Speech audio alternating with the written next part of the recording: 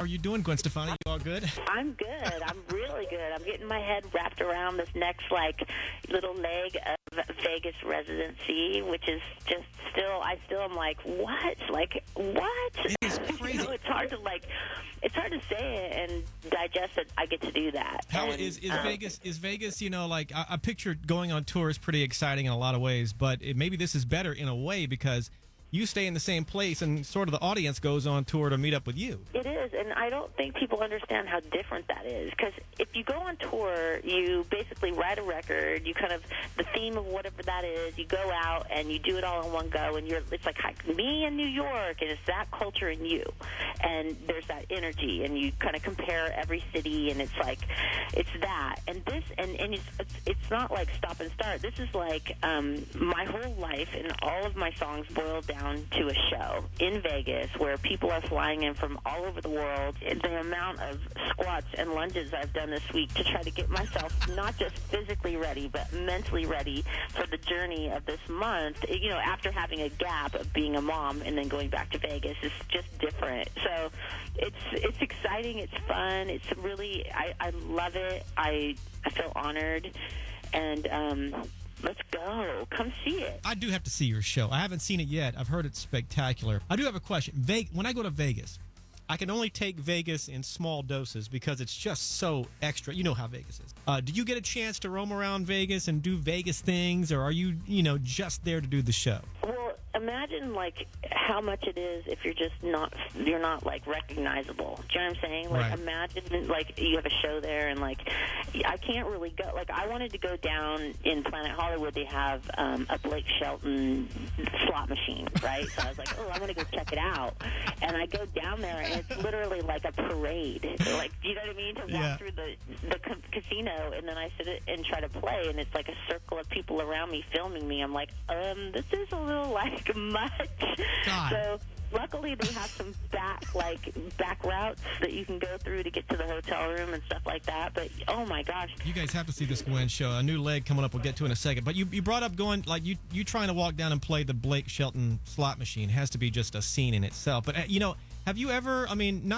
Have you ever tried any sort of disguise? And I'm not insinuating like a fake mustache or anything, but are there any disguise techniques that can allow you to get around a little bit? I mean, it sounds crazy, but it's so. I feel like with the way it works, I'm so happy to just be in my hotel room because it's so glamorous and beautiful, and that to me, I don't really the other thing is that there's so much beautiful food there that you can order it from any restaurant and have it sent to your hotel room, and it's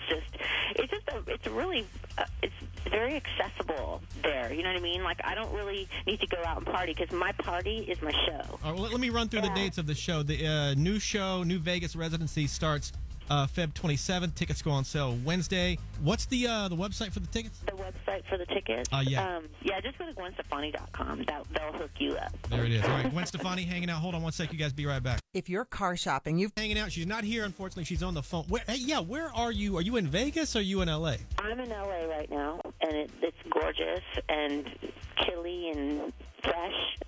I'm loving this sort of cold weather. Almost snow did snow in some. I love this. I love cold. I like it too. I'm so into it. It's cold, but it's just so different, and I like it. It's fun. You guys, Gwen Stefani, of course, on the phone. Her Vegas residency. I can't even say that word. Kicks off. I know it's hard. Yeah, residency. Feb 27. Get them tickets, GwenStefani.com. Final question, Gwen. I have to end on I need to give you a random question because every time you come in, I give you something sort of random. And I'm a huge fan of, for lack of a better word, psycho fan encounters. All your fans are wonderful people, but there's always one or two that are just a little over the top, a little extra. I even have those, and I don't sing. I don't know how. Give me a Gwen Stefani over the top fan moment that comes to mind. Oh my gosh, it's so. I feel like you're putting me on the pressure. Let's see. Okay.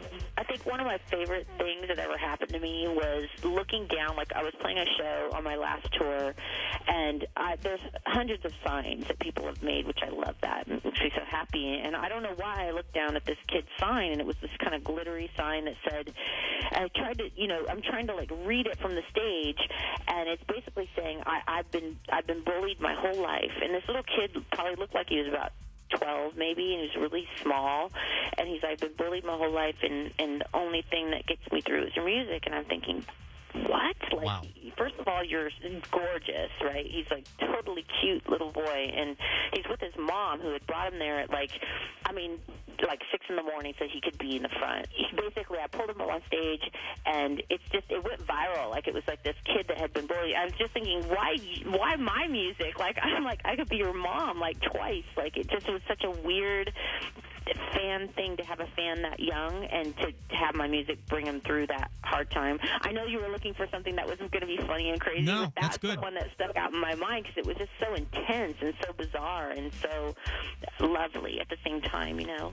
Has he hit you up, or his mom hit you up since that date, and how's he doing? Or I don't know if there's a way to track him down or not. Yeah, well, it's been a few years now, so he's probably in high school. But after I get off this, I am going to look it up because I'm going to tweet his mom or something because it was such a magical moment, and I actually had Kingston and the kids backstage, and so I brought him backstage. I took him on stage, and then the show was over, and I took him backstage because I wanted to show my kids, like, look, like, this kid was bullied. Like, that's not okay. Anyways, we were on the bus afterward, me and Kingston, and Kingston started, like, crying because it was so, we watched the video from, like, someone had filmed it, and we watched it on the bus, and it was just such an intense moment, and it went viral. Like, it went around the world. It was on, like, every single news station.